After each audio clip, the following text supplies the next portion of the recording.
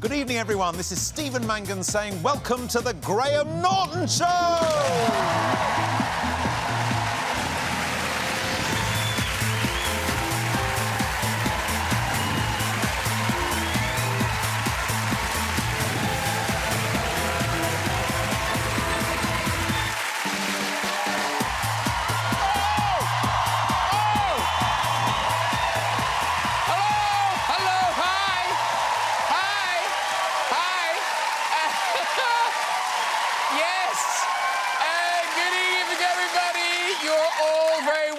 Friendly audience, waving and everything. Marvellous. Hey, did you all vote in the local elections? I thought so. I thought about this. Is a crowd still high on the buzz of the democratic process. Yeah. Here's Theresa May heading off to do some campaigning. Now, she has a police escort there because she hates getting caught at traffic lights, yeah. Apparently, she doesn't like being reminded that after Amber, soon it'll be her turn to go. Yep, it's good then, isn't it? Yeah. On Sunday, Amber Rudd resigned as Home Secretary over the Windrush scandal. Bye! Poor Amber. Apparently, after all the flack she received, Amber Rudd is now planning to go on a well-deserved holiday. Just a tip, Amber. I steer clear of the West Indies. That's just from me to you, free. In international news, Donald Trump has announced he will be visiting Britain in July. Yeah. Trump is coming, from the look at that picture.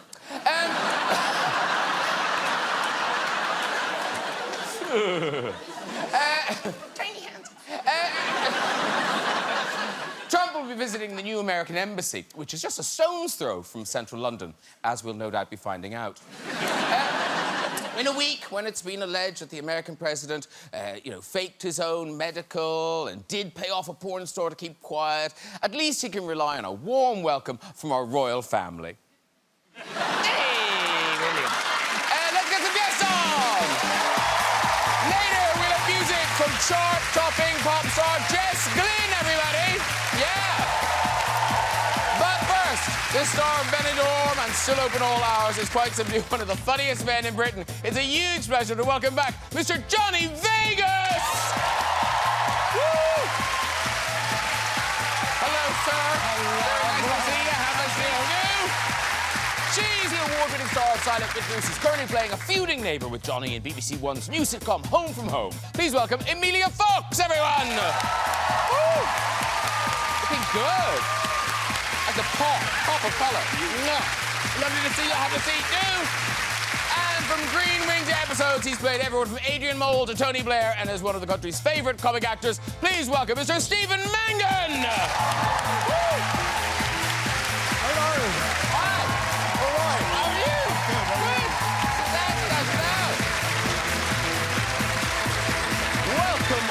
Welcome all.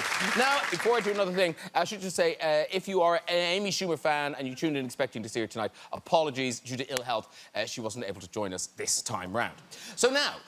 she was, but then I created a situation. Yeah, she's backstage I made a phone call, and yeah, she's not well now. But I'm here to replace her. Yeah, Britain's answer to Amy Schumer. Yeah.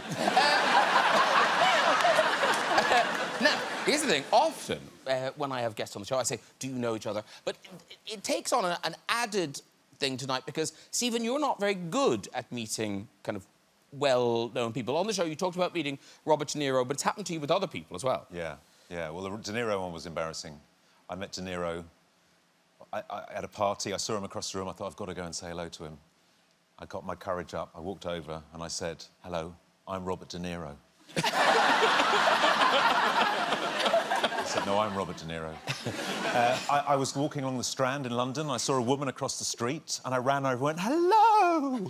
And she looked at me blankly. I said, we've worked... I know, we did a... were we at Salisbury together? Did you do a play with me? You're Meg Ryan, aren't you? She went, yeah, no, I'm really sorry. Coming round the corner of a theatre, I saw a woman. I thought, I know her. I went, hello! And my brain, the voice inside my head went, that's Madge from Neighbours. I just carried on walking past her with my hands in the air, as if I meant it. And then hugged a stranger. Yeah. Now, Emilia Fox, you have, well, hot-footed it from a slab. You're making Silent Witness at the moment, right? I didn't realise this is going to be series 22. Series 22. Wow. Series 22? Yeah. I mean, are you basically a forensic expert now? Could you do an autopsy? Do you know, the shameful thing is that all the years I've done, this is my 14th year, I probably could be a pathologist by now. In fact, we were laughing today at some of the things that we had to say over the years. And some of them are just funny words that you have to say, but with a very serious face. Like, I'm sorry, but he's died of schistosomiasis. So you say that. And then I've had one absolutely death sentence, which I have to really think about remembering this. It was a high-binding affinity with alpha-2 adrenergic and M1 muscarinic receptors. Oh, God. Do you get letters from people kind of going, I don't mean to quibble, but... I had a sleepless night about that sentence, and now it is seared upon my brain and has been for many years. And you've talked about how difficult it is for the extras sort of playing corpses on the slabs, because they fall asleep and get erections and things. But I'm so annoyed this didn't happen, because, Johnny, you were nearly a corpse in Silent Witness, weren't you? I was, yeah. Nearly. Nearly. Not when I was there. I was at an auction. And they actually auctioned off the opportunity to play a corpse in Silent Witness. That is a brilliant, brilliant auction prize. Isn't it? Yeah. You don't want something signed. I want to be dead before my time and hear what people say about me. The price kept going up, and there was a guy, and he owned quite a bit of land, and he started giving me dirty looks, and you're going, look, it'd just be really funny if you didn't know. Oh, it'd be brilliant. I mean, before we worked together. Yes. But I just wanted you to come in and have one of those words where you go, he's obviously died of... Schistosomiasis. or overeating. If I can come on set and just be a corpse without you knowing. Yeah, don't let me know. Can I please? Yeah, there are always pranks going on. Well, no, because corpses are hard. Like, because, Stephen, you haven't played a corpse, have you? I haven't played a corpse, but I've been in plays where you have to be dead. Or I did The Tempest, and a spell is put on several of us, and we lie on the stage. And there are a few older actors, and it's a long time you're lying there. And after a heavy week, it's tempting to go to sleep. And the guy to my right, one show, while he was supposed to be under a spell, we suddenly got, oh, oh, God, oh, my God.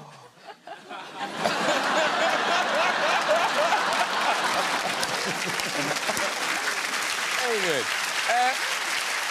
Now, our first product tonight is Stephen Mangan's new series, Hang-Ups. So this, if people saw Lisa Kudrow's series Web Therapy, so what is it? This isn't a remake, but it's sort of based on it. Yeah, it's not a remake. The central premise is the same, that it's a therapist giving therapy sessions online. And you're the therapist. And I'm a therapist. But otherwise, it's almost entirely different to the way they did it in America. I saw the show in America. I realised it was an opportunity to use improvisation in a way that isn't normally used, because I've done a lot of shows where you use it to write scripts, Alan Partridge and Green Wing and all that sort of stuff. But it was a chance basically to get I think one of the best casts you'll see in any show. This thing is so starry. You two are too expensive. Yeah. But otherwise, the best comic actors. Yeah.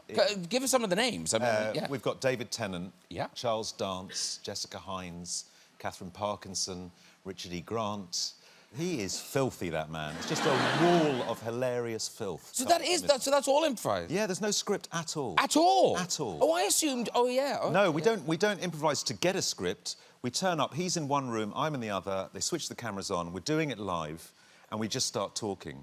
And that is the kind of stuff we have to deal with on a daily basis. But everyone who did it, because it's quite a scary thing to turn up for a day's filming and not know what you're going to do. And I think everyone, without exception, came in terrified and left really enjoying it. But also because it's fake therapy, which could become real quite quickly. Do you then think to yourself, oh, if I went to a therapist, what would I talk about? What would my hang-up be? Do you have a thing in your head that you kind of thought, in the improvisation, I mustn't bring this up? Yeah, I have a few. I mean, I don't know if this is not funny at all, but sometimes when I'm walking downstairs with my baby or a small child, I worry, I envisage that I'm going to fall on it, or accidentally throw it over the balcony. I don't know why you'd do that.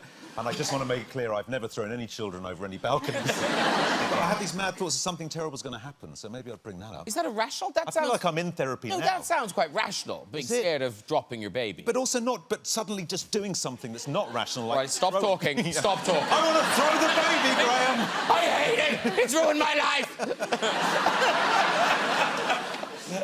Because, Emilia, now you have a thing, it's about pottery. Mine's about flower pots. I don't like touching. I've got a phobia about touching unglazed pottery. Oh, unglazed pottery, Emilia.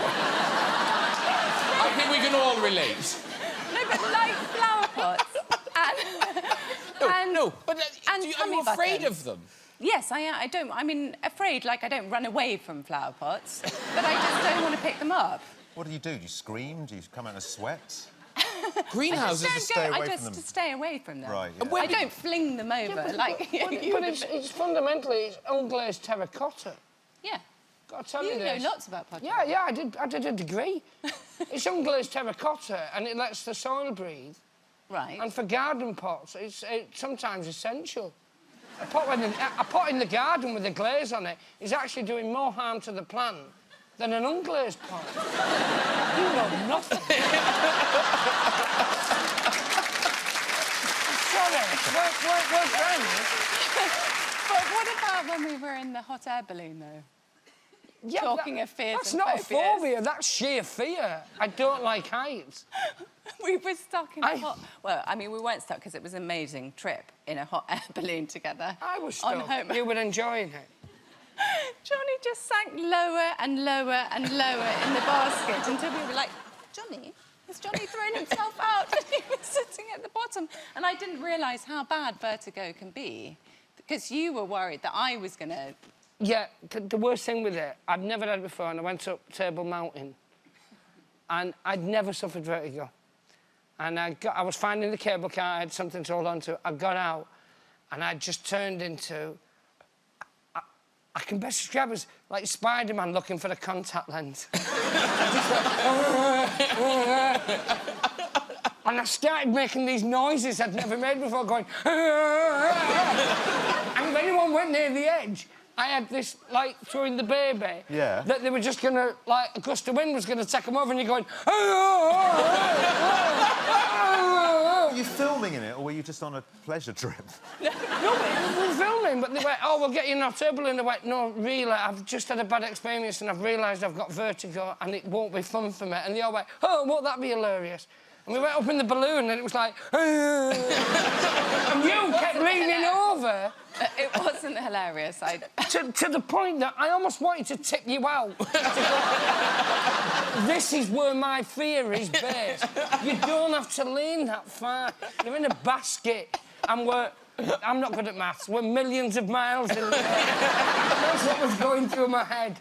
Because something that struck me, because all of you are parents, and I think one of the... I'm sure there's lots of issues when you're a parent, but one of the things, I think, is that you don't want to feel responsible for your children ending up in therapy. Because is that a concern, where you kind of think, oh, I better not do that because... Oh, every time you do anything that you think's wrong, you think, that's it, that's 16 years of therapy. They're going to have to get over that one incident. That's happening. I mean, I once said to my son, when he was about 4, I said, do you know why Daddy wears this? And he said, is it because you hate yourself? I thought, no, why are you being the therapist here? Where had he heard that? Yeah, where had he heard that? But, ladies and gentlemen, in terms of lazy celebrity parenting, you, Stephen, have a genius thing that you've done. Have you done it with all your children or just one? Just the first one, because the shame was too much afterwards. I mean, I've done a lot of audiobooks. And I've done a lot of fairy stories. So occasionally, if I was really busy, I'd put my child to bed and then reach over and put in a CD of me reading a fairy story. I'd press play and then just back out the door. Until he was about 7, he thought every story started with, read by Stephen Mangan. Like you were there. You were present. Now, 3 actors here tonight. Now, last week, I don't know if you saw this on social media, it was Old Headshot Day, and it was actors were posting their kind of first headshot. Now, did any of you join in, or am I just going to bully you into doing it now? You're going to bully into Okay, doing fair it now, enough. yeah. So, Stephen Mangan, I have to say, Stephen, you, sir, have aged very, very well. Your headshot has not. Oh. Here you are.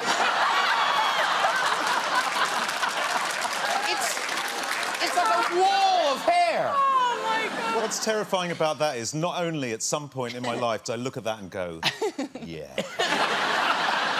But also, when you get a professional picture taken, as you'll know, they give you about 60 to choose from, and I chose that. Did you ever work when you looked like that? No, not even as a corpse. Imagine when your children see that. They are never going to see it, ever. I will lose all my authority Did you overnight. solve any mysteries on the magic roundabout?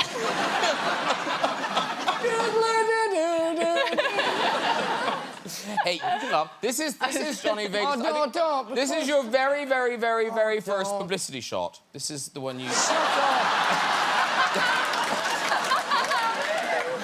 Wow. But you put on a business cards, didn't you? Yes, I did. What was the business? Well, I was trying to keep my options open. It's like you're trying to keep your flies shut. I lived in a bedsitter. My landlord, I owed money, and I asked him if I could pose in front of his Mustang or whatever American car it was. And I just thought it was different from the straightforward, you know, print a business card up at the service station on the machine. Yeah. And, of course, Emilia thought we looked high and low for an early headshot of you. Oh, and we did eventually find one. Oh, no. We found this one. Mine are awful. On eBay. It's on eBay. Have we bought it? No, we didn't buy it. You need to buy it, that's free. Yeah. No, it's not free, it's $1.99. Seriously, it is $1.99, if you want it, it's $1.99. And finally, in the interest of full disclosure, we've also got... This is my spotlight. You know the spotlight? It's the directory of actors. So what's weird about this is it looks like it was 100 years ago that I looked like this. But it wasn't that long ago. I've just myself up really. Like, the rest of you know, funny hair, but you look kind of the same. You were slightly older than that when I worked at Argos, and you was in a safety training video. The one with the boxes? Yeah! Oh, my God! To sit and watch you going, and now, don't be making an idiot of you. Oh! I loved your phone's tumble. No, because I then had to be dead. Yeah! Yes! Where are you going? Playing the cops! I was! Why is there a corpse in Argos? Heavy boxes! Heavy boxes! And they cater for every gift idea. And then they use a real ambulance in the thing, and we were told we need to be quick because if a call comes in, that ambulance has to go. Anyway, on the subject of publicity pictures, Stephen and Johnny, this is a weird coincidence. You have both done a parody of the pregnant Demi Moore pose from Vanity Fair. Now, here's Stephen, looking good. Great, beautiful. It's beautifully lit. It's gorgeous. Is, yeah. It's really nice. Happy memories. She's 12 now, that child. And again, also beautifully lit, here is Johnny.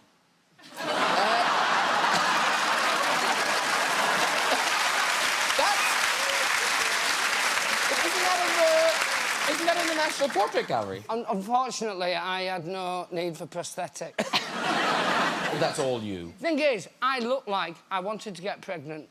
I think in mine, you look like it was just a one-night stand. Loser. I look like I had a connection with the father. Look at that. I'm proud. I'm like, I don't care if it happened in the car park. I'm keeping this child. Whereas you You look like you can't tell the family. Why is Stephen gone away for 9 months? Oh, I don't know. He's on an extended spring break. Amelia and Johnny. Amelia and Johnny. You. Shut up now. You. OK. Amelia and Johnny are But it looked like Amelia and Johnny are starred together in the new BBC sitcom Home from Home. So if people haven't seen it yet, what have they missed? Who are you? What's the vibe? Tell us. OK, so Johnny... You're really succinct and I'm annoyed. Johnny plays Neil Hackett, and is this fair to say? The dream come true is that you have bought a lodge on a holiday park in the Lake District. We bought the worst lodge. The worst lodge.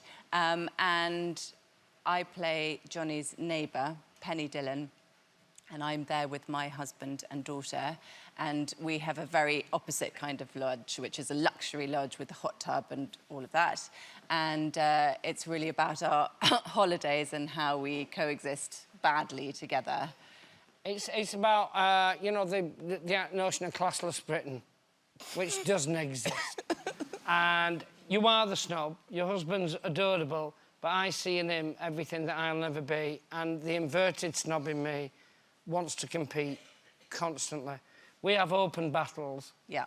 But everything that goes wrong is because I'm battling with her husband, who Adam James just plays the perfect kind of wannabe guy. He does. And I wake up to this. It's a real... What do you call it? Is it a chalet park? Is it a... No, it's a holiday park. Yeah. A holiday park? Yeah, and it's lodges. And let's be specific about that. Thank you, Hillcroft. I didn't even look into the camera. I looked at the telly. I just looked like I was having a stroke then. Thank you, Hillcroft. God, if you're going to make a point and say thank you to someone sincerely, look down the camera. But you became quite famous. The bit we filmed it was Millionaires Row, wasn't it? Yeah. Was it? Yeah, that's where the lodges get better in certain parts of the park as you go up. And where we shot, we actually, do you know what I mean? We had, I mean, there's people there, they've got 4 golden retrievers. They don't even need them. They can just afford them. You know what I mean? If they don't want to walk them, someone else will. But you've had an extraordinary honour in the Cumbrian chalet world. Oh, I did. I opened, and again, I'd say, Hillcroft, thank you for giving me the opportunity for opening your state-of-the-art new shower block. And for the huge pair of novelty scissors that you actually gave me in a presentation box to take away. Should I need to open supermarkets or anything else in You opened the shower block? No, he's not making it up. Look, here's the plaque. Here's the plaque. Did you get to take the first shower? Stephen, look, like you wouldn't if you were... Of course I would. Hillcroft, if you're listening. All right, I'll grow my hair. He's smoother with it. But that's a selfie. Is that a selfie, the picture of you with the plaque? Yes, and unfortunately, Hillcroft, you put the plaque on the wall that's the entrance to the women's shower block. So I went up there to take a selfie. As I was pausing and taking the photo, there was a guy leaving with a caravan, and he just slowed down and went, "You wait, pervert."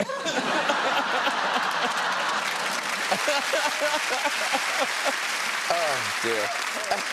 Now, I don't want to make assumptions. I'm guessing Emilia and Johnny, you probably had quite different childhood holidays. Emilia, I'm imagining brass rubbing. No going away. No going away? No. My parents didn't go away at all. We didn't go abroad OK. as a child. Did you go on holidays at all? Only to Dorset. OK, but didn't you live in Dorset? Yes. I went to school in Dorset, but I was also holidaying in Dorset, yeah. Wow. They really fooled you. Wow. We're on holiday. We're back. We're on holiday forever. None of of that packing. No. It's all here, isn't it? But here's the thing. Stephen's had travel traumas, ladies and gentlemen. Now, it was in Israel. I just think, going to Israel, I've never been before, when you get to Stansted, you have to go through security before you even check in. And there was a young woman there, about 20, with a massive machine gun. And she stopped me and said, what's your name? I said, Stephen Mangan. She said, what do you do? I said, I'm an actor. She goes, what type of actor? I said, television, film. Did you go to drama school? Yeah. Which one? RADA. How did you get into RADA? Well, I did some auditions. What? Well, you do a Shakespeare and a modern piece and a song. What song did you do? So I did Daisy, Daisy, give me your answer, do. So I'm really sorry to her, how is this a security? She says, no, it's not a security. I want to be an actress.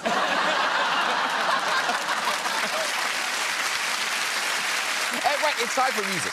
This Grammy Award-winning singer has had more #1 singles than any other British female artist. Here with the first exclusive performance of her new single, I'll Be There. Please welcome Jess Glynn. Woo! Come on over, do. That was beautiful, and thank you to the band and the backing singers. That was gorgeous. Thank you so much. Lovely to see you. Come and join everybody. Have a seat there. That's Johnny, Emilia, Stephen. Good to see you. Very good. How are you? Hello. Hello. How are you? Yeah, I'm good, thank you. How are you? Yeah, I'm good. You are good. That was fantastic. Thank you so much. Great. Loved it.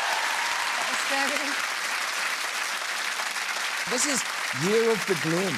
Is it? Well, because you've been away. I mean, I don't feel like you've been away, but 2015 was the first album. Yeah, it was. It feels, yeah, wow, yeah.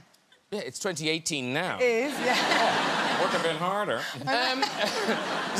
What have you been... Excuse me, it's quite nice sitting next to someone who has the same time lapse, isn't it? Did you just have a nice time, or...? So what happened was, I released the album, and then I was on the road for, like, a good 2 years. OK, that's working. Yeah, so that was a lot of work. And then the past, like, 6 months to a year, I have been chilling a little bit. Yeah. And then writing again. And do you, like, when you say chilling, do you mean, like, are you having a laugh, or are you just watching daytime telly?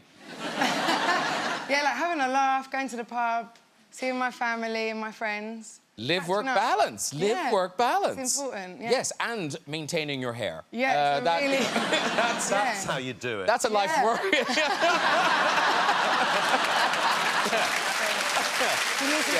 That's what you were aiming for. That's what I was going for. That's what you were going for.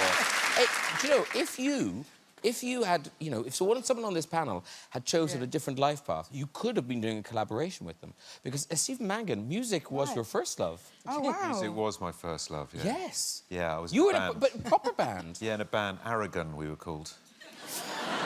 Arrogant. We made Aragon with the side no T in the end. Right. Or the beginning. Aragon. Yeah.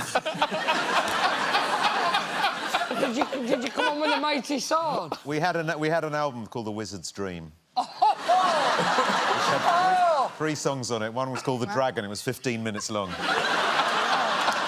Yeah. But an album, that's serious. Yeah, well, it is. We did it in someone's garage in Surrey, you know, it wasn't exactly, or Sussex, it wasn't exactly... Because we did look for it, we couldn't find it. You'll never find it. Where did you put it? Where did it go? It never went anywhere. Well, it got lost in the midst of time, like the dragon. Were you in another band as well? Yeah, Enormous Derek. There's only three of us. And none of us were particularly tall. Why was it called Enormous Derek? I've no idea. It sounds like the school told you couldn't be called Enormous Just went for the Enormous Derek. I've no idea why I was called Enormous Derek. All I know is that I had two keyboards. And I put one there and one there. And I played them like that. That's all I know. And was that when you had the hair? Yeah. Oh, genius. Genius, genius, Long genius. hair. Yeah. Oh, my. Yeah. Yeah. Get it now. Yeah. This is amazing, the intro. More #1s than any other British female artist. And it's one of those things people... I know. So nice. I feel like people at home will hear me say it and kind of go, that can't be true. Jess Glyn's only been around a wet weekend. But Google it, it's true. I genuinely feel like it's such a weird title to have, because I feel like I've just started It's so strange. And I'm so grateful, obviously. But yeah, it's so weird. So weird. But it's brilliant. Yeah, it's amazing. No, I'm honestly so grateful. Because what are you at? You're at 6 or 7? 6. 6. But this could be 7. Cheryl Cole's going, I'll never catch her now. She might. Come back. No. Well, listen, thank you very much. Good. And good luck with the album. Yes, Finn, everybody. Brilliant. Listen, very quickly, that is really it. We do have time for a quick visit to the big red chair. Who is there? Hello. Hello. Hi, what's your name? Elizabeth. Elizabeth, lovely. And what do you do, Elizabeth? I'm a speech and language therapist. Wow. And where are you based? I'm based in Prague, but I'm from Swansea. You're based in Prague? Wow. Yeah, come a long way. Are you just here on holidays? I'm actually here for my dad's 80th birthday. Oh, lovely. Well, happy birthday to him. What's your story? So, my sons were 3 and 5, and we were invited as a family to my husband's boss's house. And he's a very proper man, and it was all very, very nice. So we go to the house. It's a beautiful house. And we go into the kitchen where his wife prepared marrow stuffed with mint. So I thought, oh, my God, the kids are not going to eat this. So I whispered to my eldest son, said, James, if you eat this, I'll give you £1. Tell your brother and don't ask for ketchup. So we sit down. Good parenting. Good. Very good parenting. The host Pay them. stands up, he welcomes us, the marrow's on the table, and he says, enjoy your meal. At which point, my younger son, Philip, looks at me across the table and says, clear as a bell, Mummy, is it true? Will you really give me £1 if I eat this? And can I have ketchup? I'm still going to flip you. I enjoyed it, but it was a bit long. Yeah, we got both, the story and the flip. We got the story and the flip. Yes. Yeah, but good parenting. You've taken notes, haven't you? I am, yeah. I'll pay them. Who's up next? Oh, hello. Hi. Hi, Hi. What's your name? my name's Sophie. Sophie. Lovely. And where are you from, Sophie? London. London. And what do you do? I'm a sexual health nurse and a lecturer in nursing. Leave it. Leave it. I've never visited an office in my life. Yeah. Is the story about anyone on the couch? Off you go with your story. OK, I was doing a clinic one day and one of the male doctors came and asked me if I'd chaperone him while he examined a female patient.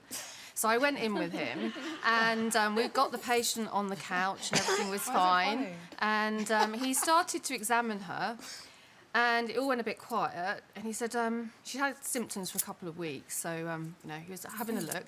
And he said, oh, there seems to be something in your vagina. And she went, oh, really? Wow. And he started pulling with the forceps, and it was like Paul Daniels' magic show. And it just kept coming and coming and coming. And What was it? The most massive pair of granny knickers in her vagina. And she just denied all knowledge of how or when they got there. I'm letting her walk, because that's a brilliant, brilliant story. I don't understand it. It's amazing. I thought it was going to be the flags of the world. I know. It's like the I least thought it would end sexy... in Venezuela. Was it just going to be like an extra large condom or something? I like that it was the least sexy magic show in the world. No. Ridley, one more. This is the last one. Hello. Hello. Hi, what's your name? Lena, Lena, lovely Lena. And where are you from? Hertfordshire. Hertfordshire. And what do you do, Lena? I actually gave up work to look after my grandchildren. Oh, well done you. Off you go with the story. Well, a few years ago, I used to be a carer in an elderly care home, and they used to have hens and cockerels in the grounds. And this one cockerel used to get out of the pen every day and come up to the window and tap on it, and cockerel all day long, and it used to drive us mad. Well, I nicknamed it Paxo, and this particular day, I was sitting with four lovely little ladies, and Paxo, as true form, come up to the window, tapping on it, and we was all moaning about him, and I said, oh, for goodness sake, Paxo, if you don't shut up, I'm going to chop you up and put you in a pie. And with that, I promptly said to the old ladies, have you ever tasted Not realising what I'd said, I was replied with a pardon. So then I went, have you ever tasted Then I realised what I'd said is that they all looked at me horrified, and I quickly just said, it probably just tastes like chicken, and I quickly made my exit. Very good. You walk, Lena. You can walk. Well done. Well done, everyone. If you'd like to join us on the show whenever we go on that website, you can. Just contact us via our website at this very address. And that is it for tonight. Please say thank you to all of my guests. Jess Glynn, everyone. Johnny Vegas. Emilia Fox. And Mr. Stephen Mangan. Join me next week with pop legend Joan Armatrading, actor Josh Brolin, Hollywood star Ryan Reynolds, and the one and only David Beckham. I'll see you then. Good night, everybody. Bye-bye.